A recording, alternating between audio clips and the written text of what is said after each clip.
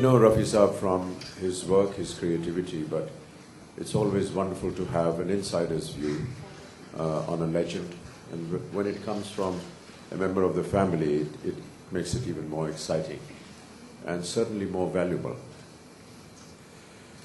What can one say about Mohammad Rafi Saab? I have no words to describe this great personality. We have all grown up as young children listening to his voice, his contribution to the film industry, and the great music that he gave to all of us that shall always remain with us historically and even for the coming generations. When they talk about music and Indian film industry, Rafi Saab will be a legendary figure.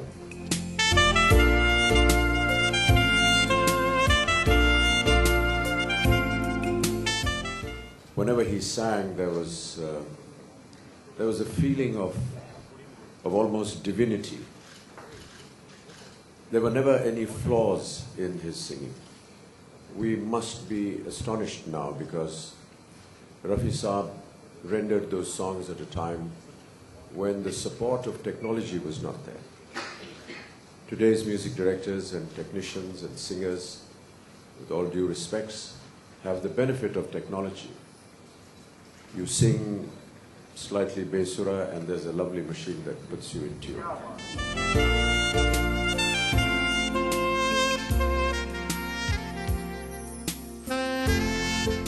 I had the great privilege and honor to stand next to him when he rendered a few songs of mine in which I also played a very nervous part.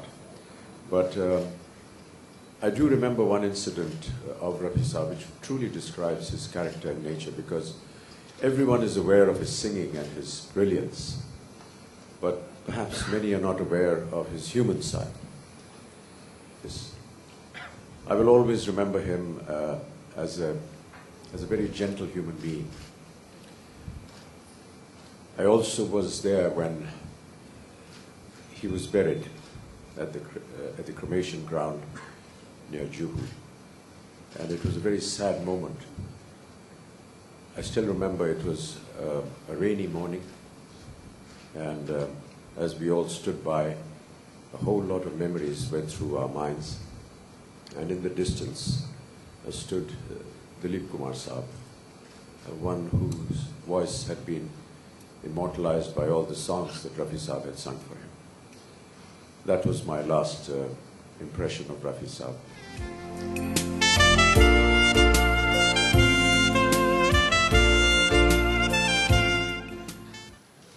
Yes, actually he did. जब recording से आते थे तो घर पे आके सबसे पहले हम लोगों को सुनाते थे कि आज मैंने ये गाना रिकॉर्ड किया है, सुनो कैसा लगा। तो हम सब सुनते थे साथ में और फिर इतने मासूमियत से पूछते थे कैसा लगा। हाँ, हाँ।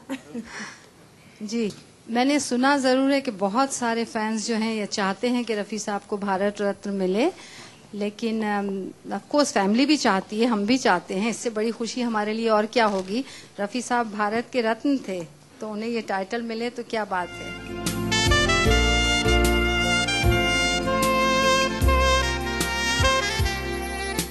जितने भी गाने उन्होंने गाए हैं, ख़ास तौर से वो जो कि दिलीप साहब पे और उस ज़माने के कितने ही अच्छे अच्छे गाने, सब बहुत ही खूबसूरत हैं। रफ़ी साहब बहुत मदद करते थे लोगों की। उन्होंने अपनी कॉलीग की भी इज्जत करते थे।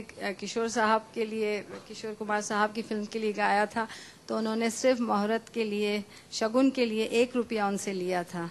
और बहुत ऐसे म्यूज़िक डायरेक्टर थे जो नहीं दे सकते थे फीस, उसके लिए बहुत कम पैसों में गाते थे।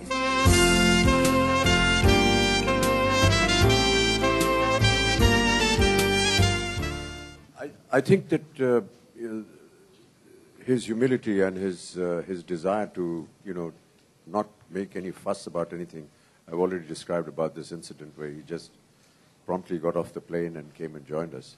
But every time you met him, he was such a simple human being. And it was difficult to understand that a legend of this nature would have so much humility every time he would enter a room, there was almost a sense of peace and calm that would come around you. Truly a wonderful human being. And, you know, our lives were enlightened by music in our films. And music has always played such an important part in the lives of actors. But we never sang them. And people like Rafi Saab were our voices. Another factor which I found very, very interesting in Rafi Saab was that before singing a song for a particular actor, he used to ask the producer, which actor am I singing this for? And then he would alter his voice or do something which would sound as though, yes, this is, whether he was singing for Shami Ji or whether he was singing for Dilip Saab, you felt that, yes, this is Dilip Kumar singing or this is Shami Kapoor singing. This is a quality that is very rare amongst playback singers.